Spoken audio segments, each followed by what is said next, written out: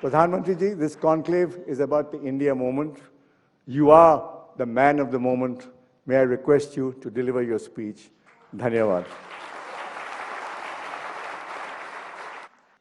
आज आपकी दुकान में ही चला लेता हूं।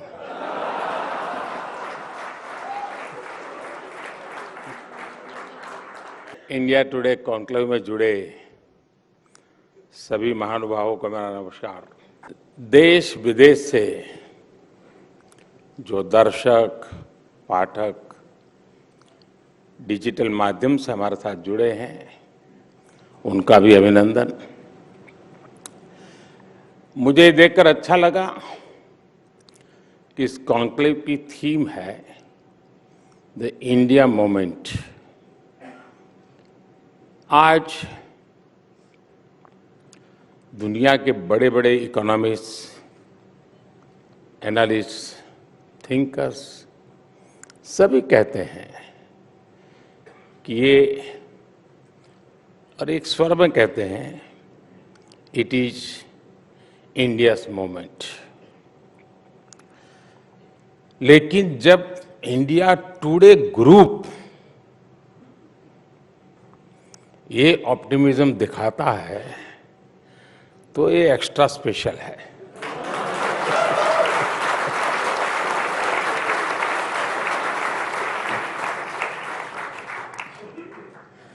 वैसे मैंने 20 महीने पहले लाल किले से कहा था, यही समय है, सही समय है। लेकिन यहां पहुंचते पहुंचते 20 महीने लग गए।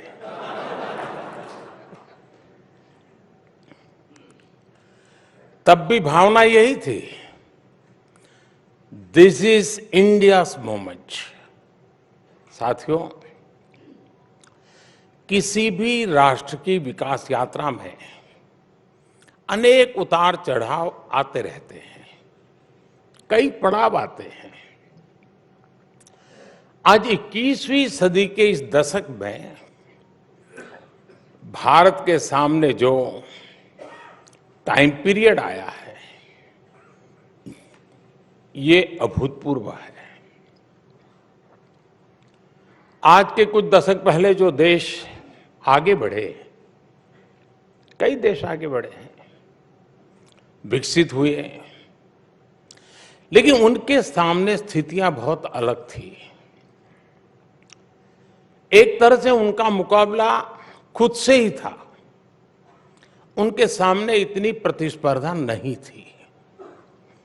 लेकिन आज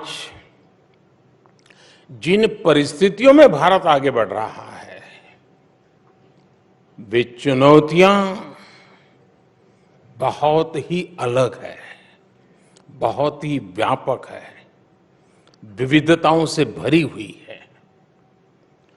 आज इतने सारे ग्लोबल चैलेंजेस हैं। अब देखिए, 100 साल में आई सबसे बड़ी महामारी, सबसे बड़ा संकट है। 2 देश महीनों से युद्ध में है। पूरी दुनिया की सप्लाई चेन अस्त व्यस्त है। उस स्थिति में, इस बैकग्राउंड को सोचिए, उस स्थिति में द इंडिया मोमेंट की बात होना सामान्य नहीं है।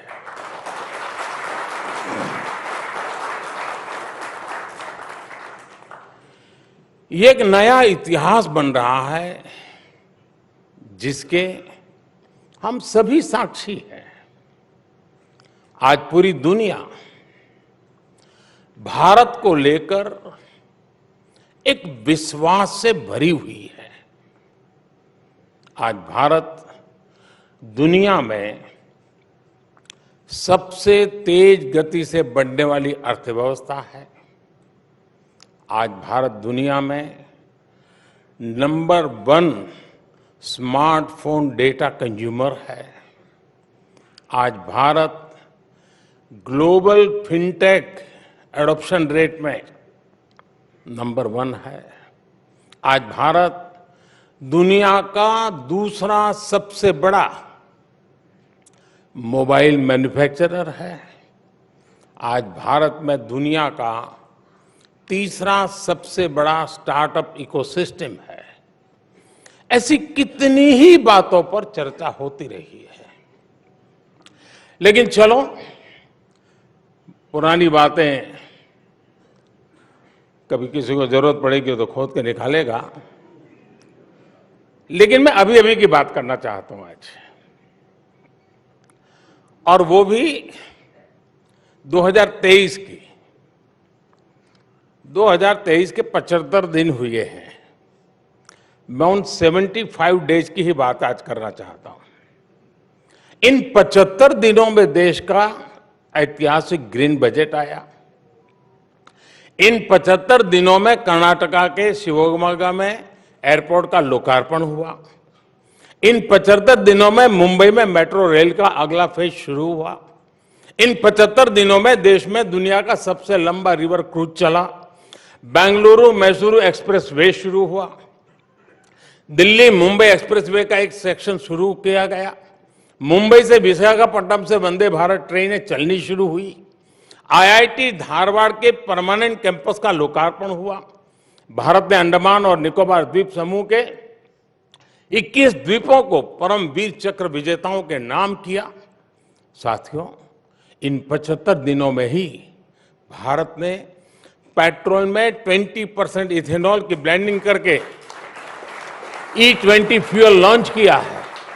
इन 75 दिनों में ही तुमकुरू में एशिया की सबसे बड़ी आधुनिक हेलीकॉप्टर फैक्ट्री का लोकार्पण हुआ है। एयर इंडिया ने दुनिया का सबसे बड़ा एविएशन ऑर्डर दिया है। इन 75 दिनों में ही भारत ने ई संजीवनी के माध्यम से 10 करोड़ टेली कंसल्टेशन का मुकाम हासिल किया है। इन 75 दिनों में ही भारत ने 8 करोड़ नए टैप वाटर कनेक्शन देने का मुकाम हासिल किया है। इन 75 दिनों में ही यूपी उत्तराखंड में रेल नेटवर्क के 100% इलेक्ट्रिफिकेशन का काम पूरा हुआ है। साथियों, इन 75 दिनों में कूनो नेशनल पार्क में 12 चीताओं का नया बैच आया है। भारतीय महिला टीम ने अंडर 19 क्रिकेट में T20 वर्ल्ड कप जीता है। इन 75 दिनों में देश को 2 ऑस्कर जीतने की खुशी मिली है। साथियों, इन 75 दिनों में हजारों विदेशी डिप्लोमेट्स और विभिन्न संस्थाओं के प्रतिनिधि G20 की बैठकों में हिस्सा लेने के लिए भारत आए। इन 75 दिनों में G20 की 28 अहम बैठकें हुई हैं, यानी हर तीसरे दिन एक बैठक। इसी दौरान एनर्जी समिट हुई। आज ही ग्लोबल मिलेट्स कॉन्फ्रेंस हुई है। हमने देखा बेंगलुरु में हुए एयर इंडिया में हिस्सा लेने के लिए 100 से ज्यादा देश भारत आए। इन 75 दिनों में ही सिंगापुर के साथ यूपीआई लिंकेज की शुरुआत हुई। इन 75 दिनों में ही तुर्की की मदद के लिए भारत ने ऑपरेशन दोस्त चलाया। अब से कुछ घंटे पहले ही भारत बांग्लादेश गैस पाइपलाइन का लोकार्पण हुआ। ये 75 दिनों की ही इतनी लंबी लिस्ट है कि समय कम पड़ जाएगा।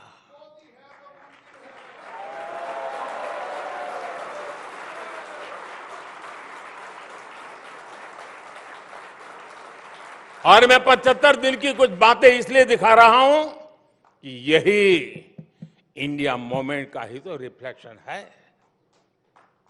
साथियों, आज देश एक और रोड, रेलवे, पोर्ट, एयरपोर्ट जैसे फिजिकल इंफ्रास्ट्रक्चर बना रहा है। दूसरी ओर भारतीय संस्कृति और सॉफ्ट पावर के लिए भी दुनिया में अभूतपूर्व आकर्षण है। आज योग पूरी दुनिया में लोकप्रिय हो चुका है। आज आयुर्वेद को लेकर उत्साह है। भारत के खान पान को लेकर उत्साह है। आज भारतीय फिल्में, भारतीय संगीत नई ऊर्जा के साथ लोगों को अपना दीवाना बना रहे हैं। हमारे मिलेट्स, श्री अन्न भी पूरी दुनिया में पहुंच रहे हैं। बात चाहे इंटरनेशनल सोलर अलायंस की हो या coalition for disaster resilient infrastructure की हो, विश्व आज इस बात को महसूस कर रहा है कि भारत के आइडियाज और भारत का सामर्थ्य ग्लोबल गुड के लिए है। इसलिए आज विश्व कह रहा है, दिस इज इंडियाज मोमेंट।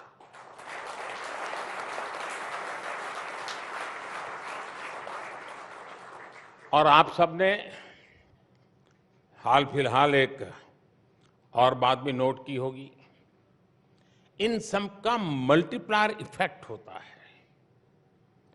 एक छोटी सी बात की तरफ मैं आपका ध्यान आकर्षित करता हूं। आजकल अधिकतर देश, जब में मुझे मिलना होता है या उनका भारत आना होता है या भारत का किसी का वहां दौरा होता है, आपने मार्क किया होगा, हर देशों में स्पर्धा चल पड़ी है कि भारत से चोरी की गई जो प्राचीन मूर्तियां हैं ना, वो खुद ब खुद हमको देते हैं, ले जाइए। क्योंकि अब उनका भरोसा हुआ है कि इसका सम्मान भी वहीं अब संभव है। यही तो मोमेंट है। और ये ऐसे ही नहीं हो रहा है दोस्तों। आज के इंडिया मूवमेंट की सबसे विशेष बात यह है कि आज इसमें प्रॉमिस के साथ साथ परफॉर्मेंस भी जुड़ गई है। यहां इतने वरिष्ठ लोग बैठे हैं।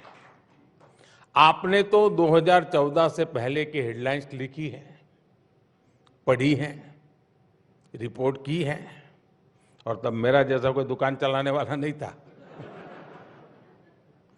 पहले क्या हेडलाइंस होती थी? इस सेक्टर में इतने लाख करोड़ रुपए का घोटाला, भ्रष्टाचार के विरुद्ध जनता सड़कों पर उतरी। आज क्या हेडलाइन होती है? भ्रष्टाचार के मामलों में एक्शन के कारण भयभीत भ्रष्टाचारी लामबंद हुए, सड़कों पर उतरे।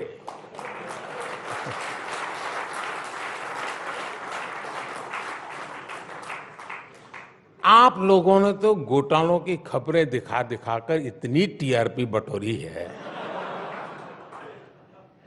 अब आपके पास अपॉर्चुनिटी है, भ्रष्टाचारियों पर कार्रवाई दिखा करके टीआरपी बढ़ाइए।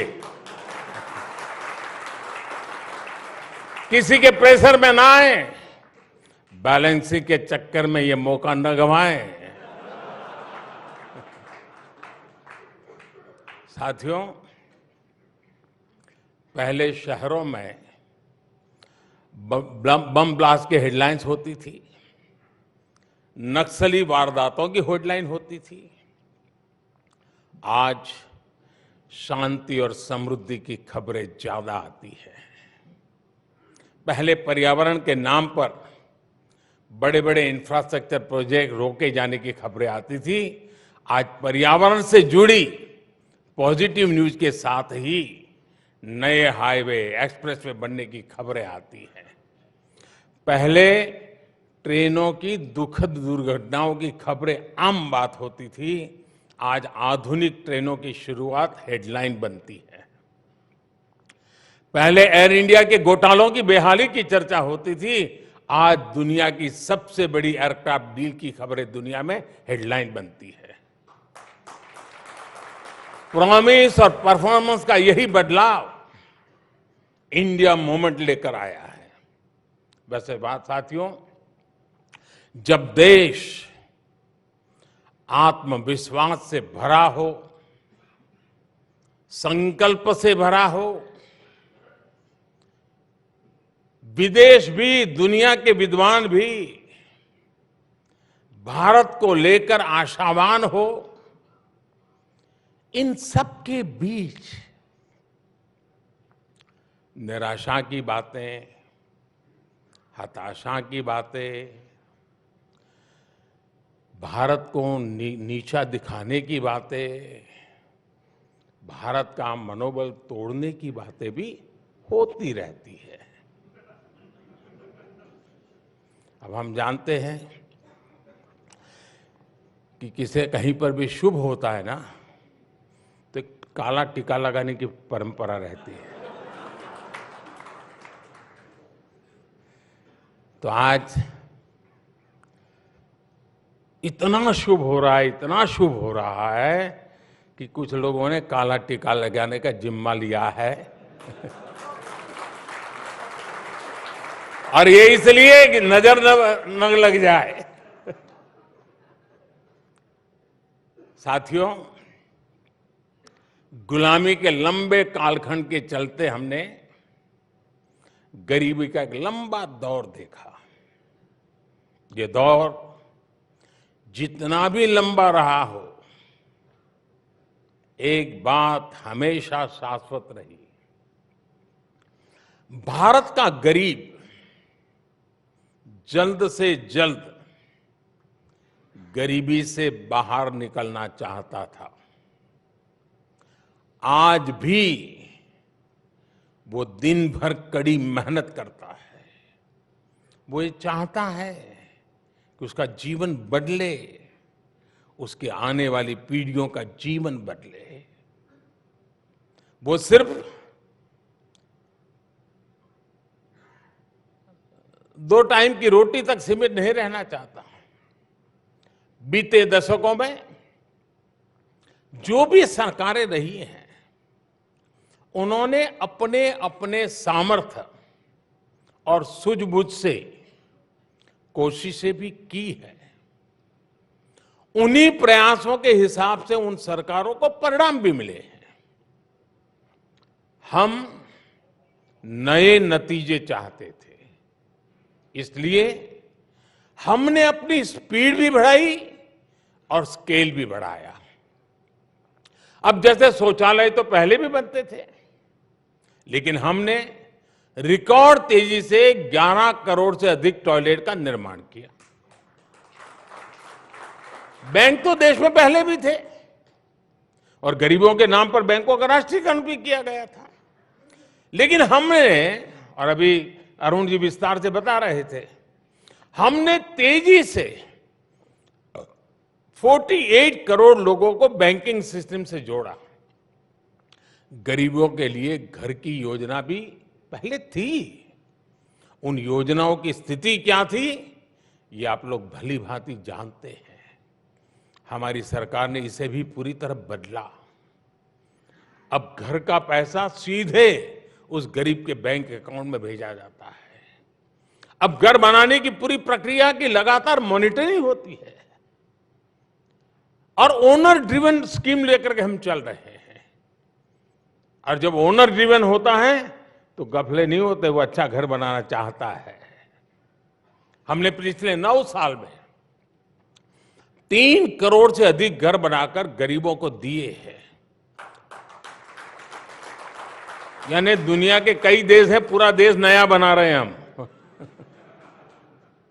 हमारे यहां अक्सर महिलाओं के नाम प्रॉपर्टी नहीं होती है।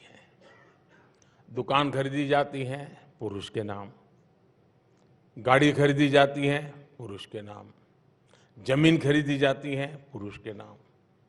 लेकिन हमारी सरकार ने जो घर गरीबों को बनाकर दिए हैं, उसमें से करीब करीब 2.5 करोड़ घर जॉइंट नेम से हैं। उनमें महिलाओं का भी मालिकाना हक है।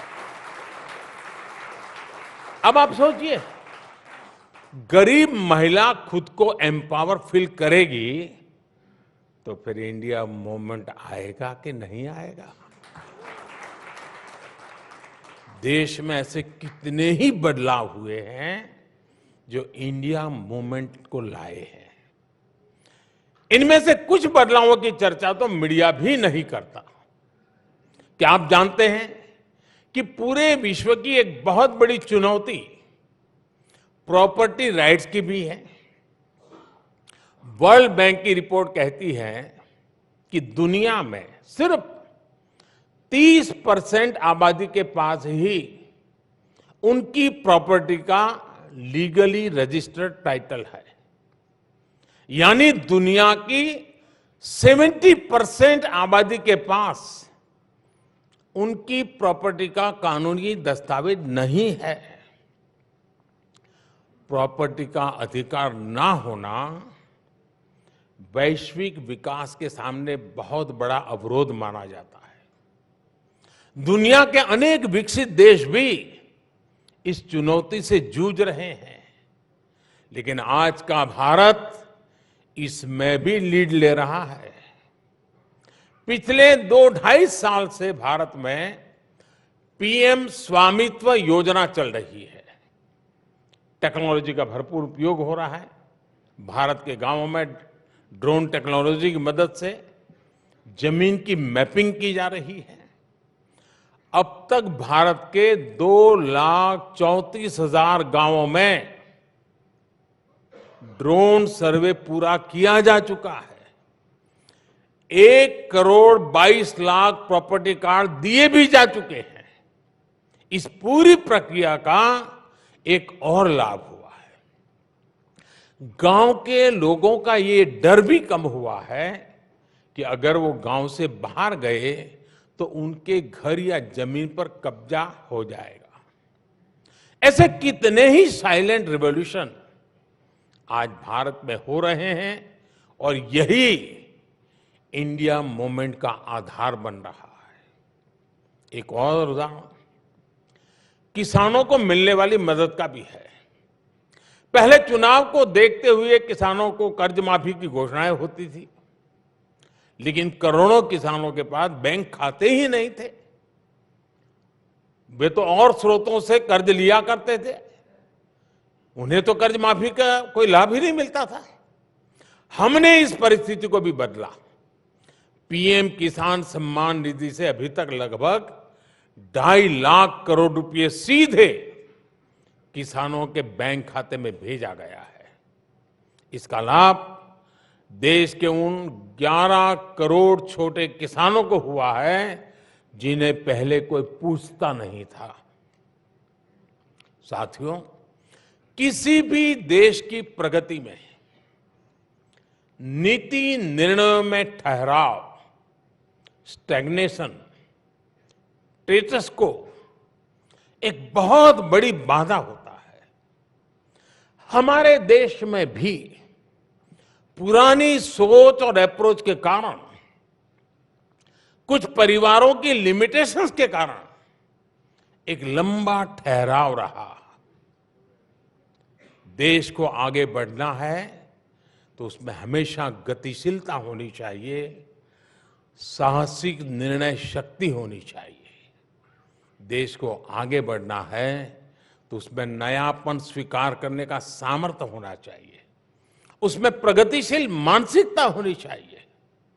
देश को आगे बढ़ना है तो उसे अपने देशवासियों की क्षमताओं पर, उनकी प्रतिभा पर भरोसा होना चाहिए और इन सब से ऊपर देश के संकल्पों और सपनों पर देश की जनता का आशीर्वाद होना चाहिए। लक्ष्यों की प्राप्ति में जनता की सहभागिता होनी चाहिए। सिर्फ सरकार और सत्ता के माध्यम से समस्याओं का समाधान खोजने का रास्ता बहुत ही लिमिटेड रिजल्ट देता है। लेकिन जब 130 करोड़ देशवासियों का सामर्थ्य जुटता है, जब सबका प्रयास लगता है, तो फिर देश के सामने कोई भी समस्या टिक नहीं पाती। इसके लिए देश के लोगों का सरकार पर भरोसा उतना ही जरूरी है। मुझे संतोष है कि आज देशवासियों में ये विश्वास जगा है कि सरकार को उनकी परवाह है।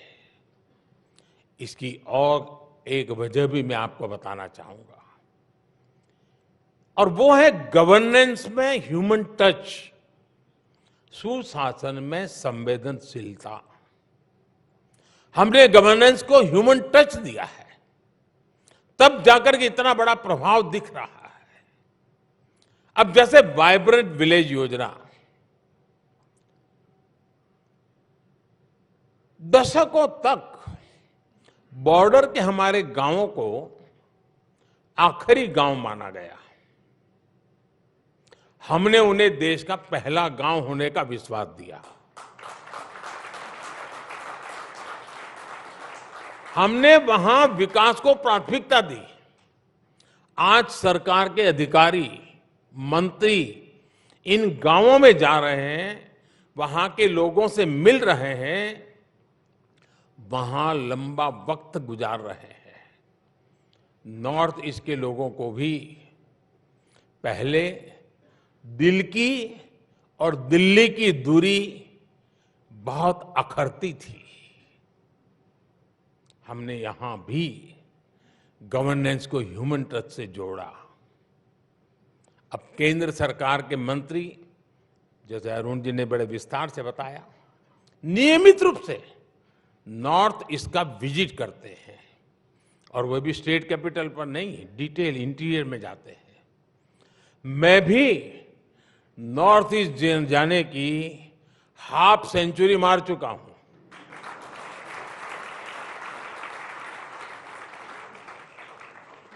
साथियों, इस संवेदनशीलता ने ना सिर्फ नॉर्थ ईस्ट की दूरी कम की है, बल्कि वहां शांति की स्थापना में भी बहुत मदद की है। आपको यूक्रेन क्राइसिस के दौरान सरकार की कार्य संस्कृति को भी याद करना चाहिए। देश के हजारों परिवार चिंता में थे। हमने करीब करीब 14,000 परिवारों से कनेक्ट किया। हर घर में सरकार का एक प्रतिनिधि भेजा। उन परिवार के अंदर बीच बैठा, सरकार के व्यक्ति के रूप में बैठा। हमने उन्हें मुश्किल घड़ी में विश्वास दिया कि सरकार उनके साथ है। आपको मालूम होगा, कभी कभार ऐसी चीजों को हम इतना उछाल दिया जाता है कि जहां काम करना है उसमें भी रोड़े अटक जाते हैं। और इसलिए हमने पहला काम किया, जाओ भाई उस परिवार में जाके बैठो, उनको रेगुलरली कम्युनिकेट करो। और इसके कारण देश के सब आश्वस्त हुए लोग कि ठीक है भाई, बच्चा वहां है, अभी इस स्थिति में है, कल आएगा, परसों आएगा, इस स्थिति बनाई। मानवीय संवेदनाओं से भरपूर ऐसी गवर्नेंस से इंडिया मूवमेंट को एनर्जी मिलती है। आप कल्पना कर सकते हैं, अगर गवर्नेंस में ये ह्यूमन टच न होता तो हम कोरोना के खिलाफ इतनी बड़ी लड़ाई भी नहीं जीत सकते थे। साथियों, आज भारत जो कुछ हासिल कर रहा है, उसके पीछे हमारी डेमोक्रेसी की ताकत है, हमारे इंस्टीट्यूशंस की शक्ति है। दुनिया आज देख रही है कि आज भारत में लोकतांत्रिक तरीके से चुनी गई सरकार निर्णायक फैसले ले रही है, और भारत ने दुनिया को दिखाया है डेमोक्रेसी कैन डिलीवर। बीते वर्षों में भारत ने अनेकों नए इंस्टीट्यूशंस का निर्माण किया है। इंटरनेशनल सोलर अलायंस भारत के नेतृत्व में बना। Coalition for disaster resilient infrastructure CDRI का गठन भारत के नेतृत्व में हुआ। नीति आयोग आज भविष्य के रोड मैप को तय करने में बड़ी भूमिका निभा रहा है। National company law tribunal NCLT देश में कॉरपोरेट गवर्नेंस को मजबूत करने में अहम भूमिका निभा रहा है। GST काउंसिल की वजह से देश में आधुनिक टैक्स व्यवस्था बनी है। दुनिया देख रही है कि कैसे भारत में ज्यादा से ज्यादा लोगों की लोकतांत्रिक भागीदारी बढ़ रही है। देश में कोरोना के बीच भी अनेकों चुनाव हुए, सफलतापूर्वक हुए। ये हमारे इंस्टीट्यूशंस की ताकत है। वैश्विक संकट के बीच आज भारत का अर्थतंत्र मजबूत है, बैंकिंग सिस्टम मजबूत है। ये हमारे इंस्टीट्यूशंस की ताकत है। हमने दूर सुदूर तक कोरोना की वैक्सीन पहुंचाई, 220 करोड़ से अधिक डोज लगवाई। ये हमारे इंस्टीट्यूशंस की ताकत है। मुझे लगता है हमारी डेमोक्रेसी और हमारे डेमोक्रेटिक इंस्टीट्यूशंस पर इसी वजह से ये सफलता ही कुछ लोगों को चूपती है और इसलिए हमले भी हो रहे हैं। लेकिन मुझे विश्वास है इन हमलों के बीच भी भारत अपने लक्ष्यों की तरफ तेजी से आगे बढ़ेगा, अपने लक्ष्यों को प्राप्त करेगा। साथियों, भारत की भूमिका जब ग्लोबल हो रही है तो भारत के मीडिया को भी अपनी भूमिका ग्लोबल बनानी है। सबका प्रयास से ही इंडिया मूवमेंट को हमें सशक्त करना है। आजादी के अमृत काल में विकसित भारत की यात्रा को सशक्त करना है। मैं एक बार फिर अरुण जी का, इंडिया टुडे ग्रुप का, मुझे यहां आने का अवसर दिया, बात करने का अवसर दिया, इसलिए उनका मैं धन्यवाद करता हूं। और 2024 में निमंत्रण का जो साहस दिखाया,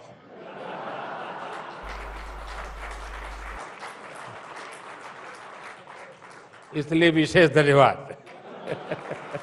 थैंक यू।